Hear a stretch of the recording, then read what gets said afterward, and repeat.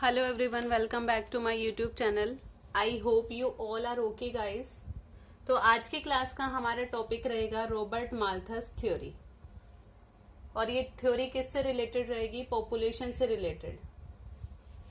जैसा कि कल की क्लास में हमने हमारी पॉपुलेशन ज्योग्राफी को स्टार्ट किया था, उसमें सिर्फ हमने उसका जितना भी इंट्रोडक्टरी पार्ट था सारा कंप्लीट कर लिया था। आज की क्लास का जो टॉपिक रहेगा वो रहेगा थ्योरीज ऑफ पॉपुलेशन, जिसमें जो फर्स्ट थ्योरी आती है वो आती है रॉबर्ट माल्थस की। रॉबर्ट माल्थस ने कौन सी थ्योरी दी थी या इनकी थ्योरी का नाम क्या था वो मैं आगे बताऊंगी। सबसे पहले हमें रॉबर्ट माल्थस के बारे में जानना है और उन्होंने ये थ्योरी क्यों दी थी इसके बारे में हमें स्टडी करनी है। तो जो रॉबर्ट माल्थस थे वो थे एक ब्रिटिश समाजशास्त्री। इनका जो टाइम पीरियड माना जाता है वो 1766 से लेकर 1834 तक के बीच का माना जाता है। ठीक है। इन्होंने अपनी एक बुक लिखी थी 1798 में, an essay of the principle of population. और इस बुक के अंदर इन्होंने सबसे पहली बार पॉपुलेशन को एक प्रॉब्लम कहकर पुकारा था। तो क्वेश्चन यही बना कि वो पहले पर्सन कौन थे जिन्होंने पॉपुलेशन को प्रॉब्लम कहकर पुकारा? तो वो पर्सन थे रॉबर्ट माल्थस। उनसे पहले किसी ने भी पॉपुलेशन को प्रॉब्लम नहीं कहा। जो रॉबर्ट माल्थस थे उनके फादर थे डेनियल माल्थस। ठीक है। उनके बहुत सारे फ्रेंड्स थे। ठीक है। और उनके जितने भी फ्रेंड्स थे उन्होंने पॉपुलेशन को प्रॉब्लम नहीं बल्कि उसको एक पॉजिटिव वे में शो किया था। लेकिन उनमें से एक फ्रेंड थे डेनियल माल्थस के, विलियम गॉडविन। विलियम गॉडविन ने एक बुक लिखी थी पॉलिटिकल व्यू, और उस पॉलिटिकल व्यू के अंदर उन्होंने पॉपुलेशन के जितने भी पॉजिटिव पॉइंट्स होते हैं वो सारे के सारे लिखे। और रॉबर्ट माल्थस को वो चीज बिल्कुल भी समझ नहीं आई, या वो उसको बिल्कुल ही इग्नोर कर रहे थे, नेग्लेक्ट कर रहे थे कि वो बातें जो पॉलिटिकल व्यू बुक में लिखी गई हैं वो सही नहीं हैं। तो उन्हीं की आलोचना करते हुए, उन्हीं की मतलब विलियम गॉडविन जो थे उनकी बुक की आलोचना करते हुए रॉबर्ट माल्थस ने 1798 में अपनी बुक लिखी, an essay of the principle of population. और इसके अंदर उन्होंने सबसे पहली बार पॉपुलेशन को प्रॉब्लम कहकर बुलाया, ना कि उसके पॉजिटिव पॉइंट्स को शो किया। यहां तक आप सबको कंप्लीट हो गया होगा। इसके बाद आगे बढ़ते हैं हम कि जो रॉबर्ट माल्थस थे उन्होंने कौन सा सिद्धांत दिया था। मैं यहीं पे मेंशन कर देती हूँ। जो रॉबर्ट माल्थस का सिद्धांत माना जाता है वो था रॉबर्ट माल्थस का निराशावादी सिद्धांत। डायरेक्ट क्वेश्चन ऐसे बनता है, रॉबर्ट माल्थस ने कौन सा सिद्धांत दिया था? तो आपको पता होना चाहिए रॉबर्ट माल्थस ने निराशावादी सिद्धांत दिया था पॉपुलेशन के लिए। तो चलिए इससे आगे बढ़ते हैं। रॉबर्ट माल्थस ने अपने निराशावादी सिद्धांत को प्रूव करने के लिए दो मान्यताएं दी। उन दो मान्यताओं में उन्होंने फूड को और मेल फीमेल के रिलेशनशिप को शो कराया। फूड के बारे में उन्होंने क्या बताया कि कोई भी मनुष्य चाहे वो कैसा भी है उसको भोजन की नैसर्गिक आवश्यकता पड़ती ही पड़ती है, मतलब उसको भोजन चाहिए ही चाहिए। और दूसरी बात में उन्होंने, या दूसरी मान्यता में उन्होंने बताया कि जो मेल और फीमेल का आपस में रिलेशनशिप होता है, आपस में जो अट्रैक्शन होता है वो स्वाभाविक ही होता है। इसको जबरदस्ती जनरेट नहीं किया जाता, ये ऑटोमेटिकली ही उनके अंदर आता है। तो इसी तरीके से इन्होंने अपनी मान्यताओं के आधार पर जनसंख्या वृद्धि से रिलेटेड कुछ निष्कर्ष निकाले। किससे रिलेटेड? पॉपुलेशन ग्रोथ से रिलेटेड कुछ निष्कर्ष निकाले। उन निष्कर्षों में इन्होंने क्या बताया कि जो हमारी पॉपुलेशन है वो ज्यामितीय दर से बढ़ रही है। पॉपुलेशन या जनसंख्या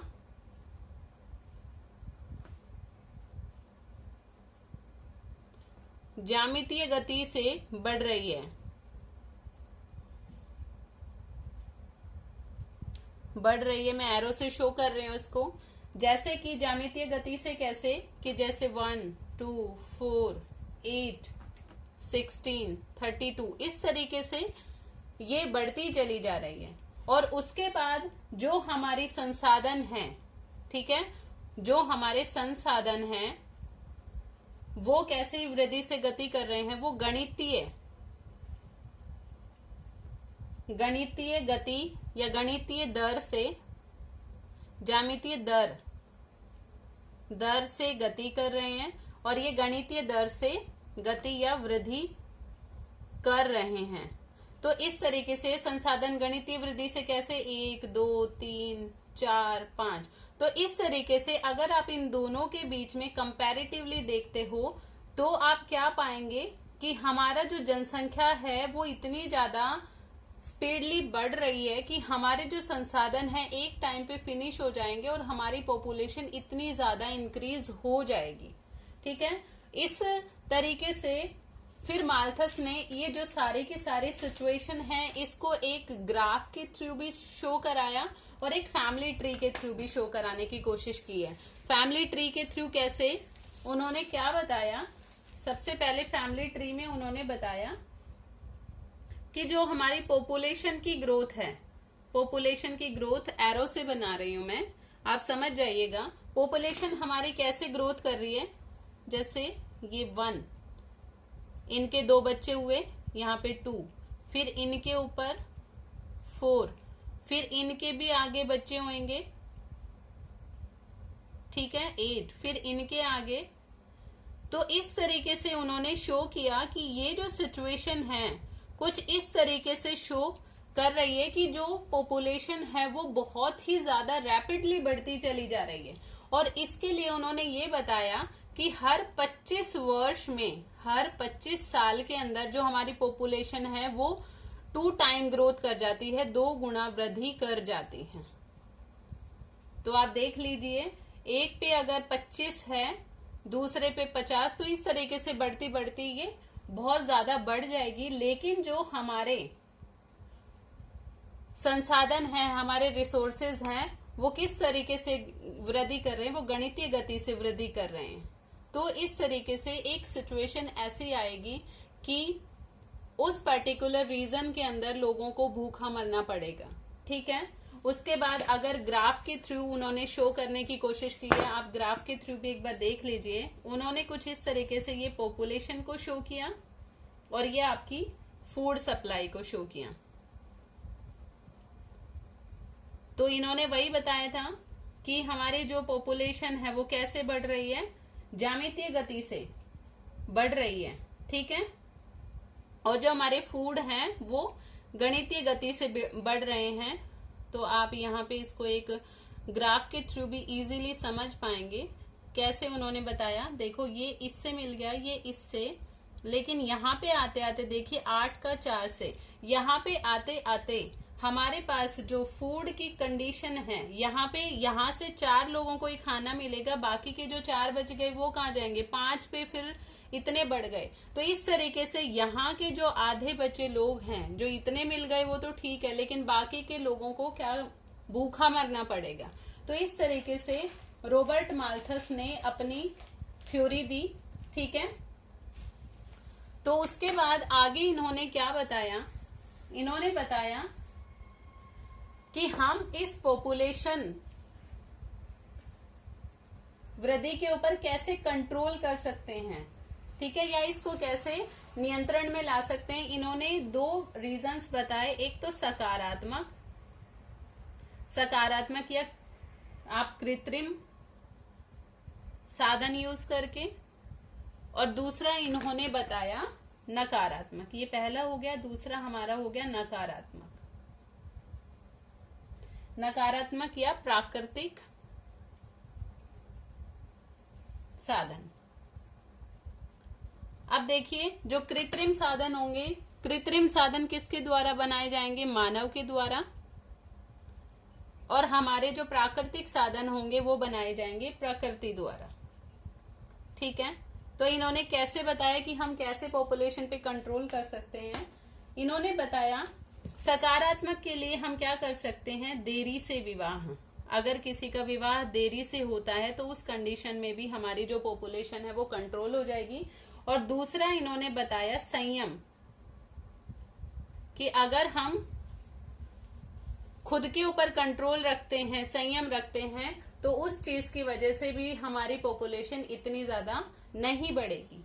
उसके बाद अगर नकारात्मक साधनों की बात बताई जाए तो इन्होंने नकारात्मक में बताया युद्ध। मान लो कोई एक कंट्री है, उस कंट्री के अंदर युद्ध छिड़ जाए और उस युद्ध में उस कंट्री के भी लोग मारे जाएं, उधर के लोग भी मारे जाएं, तो ऑटोमेटिकली क्या होगा, पॉपुलेशन कम होनी शुरू हो जाएगी। और दूसरा इन्होंने बताया आपदा। मान लो कहीं पे सूखा पड़ जाए, अकाल, बाढ़, महामारी जैसे कि अभी हमारे कोरोना में कैसी बुरी कंडीशन हुई, तो इस तरीके से किसी भी कंट्री के अंदर कोई भी आपदा आ जाए तो क्या होगा, उस कंट्री की जो पॉपुलेशन होगी वो ऑटोमेटिकली डिक्रीज होना शुरू हो जाएगी, कम होना शुरू हो जाएगी। उसके बाद ये तो उन्होंने अपनी थ्योरी के अंदर सारी की सारी बातें बताई, उन्होंने फैमिली ट्री के थ्रू भी सिचुएशन को शो किया, लेकिन लोगों ने उनकी बात को पूरे तरीके से एक्सेप्ट नहीं किया और कुछ लोगों ने उनकी थ्योरी के ऊपर आलोचना भी की।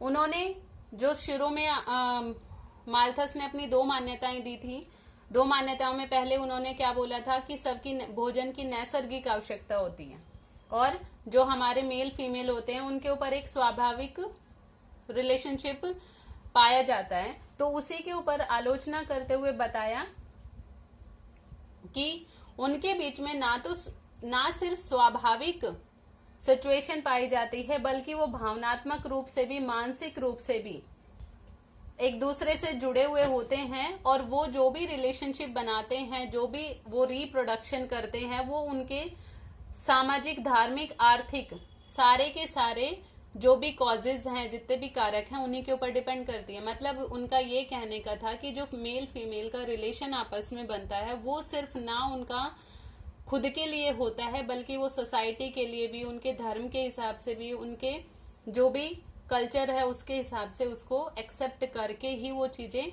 मानी जाती हैं। ठीक है। उसके बाद माल्थस ने क्या बोला था कि 9 पीढ़ियों में हमारा जो संसाधन है वो 9 गुना, जबकि जो हमारी पॉपुलेशन है वो 256 गुना हो जाएगी, क्योंकि मैंने आपको पहले बताया हर 25 साल में उन्होंने क्या एजम्पशन दी कि 2 गुना हो जाएगी। तो इस तरीके से अगर बात की जाए तो उनकी थ्योरी के ऊपर कमेंट करते हुए बताया दूसरे जो भी थिंकर्स थे उन्होंने कि अगर पॉपुलेशन इस तरीके से बढ़ेगी और संसाधन हमारे इतने कम रह जाएंगे, मतलब कि 9 संसाधन हमारे 9 और पॉपुलेशन हमारे पास 256, तो इतने लोग भूखे मर जाएंगे। लेकिन उन्होंने ये बोला कि इतना ज्यादा असंतुलन इनके बीच में नहीं पाया जाएगा, कहीं ना कहीं कंट्रोल करने की सिचुएशन आएगी ही आएगी। उसके बाद उन्होंने अपने आगे चल के ये बताया था, सकारात्मक और नकारात्मक कुछ पॉजिटिव कुछ पॉइंट्स दिए थे।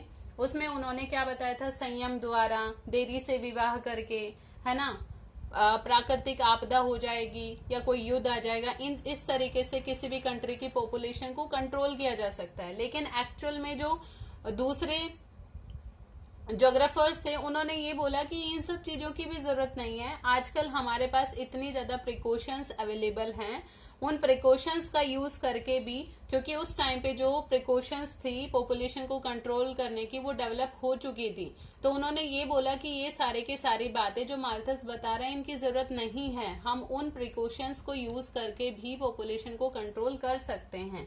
तो इस तरीके से बहुत सारे लोगों ने माल्थस की थ्योरी की अवहेलना करी और फिर भी कहीं ना कहीं माल्थस की थ्योरी को एक्सेप्टेबल माना जाता है। तो यहीं पर जो हमारे रॉबर्ट माल्थस की थ्योरी थी वो कंप्लीट होती है। जितना मैंने पढ़ाया है इससे बाहर जहां तक मुझे लगता है एक भी क्वेश्चन नहीं आएगा। अगर फिर भी किसी को कहीं कोई भी पॉइंट में डाउट हो तो कमेंट बॉक्स में आप कमेंट करके मुझसे पूछ लीजिएगा।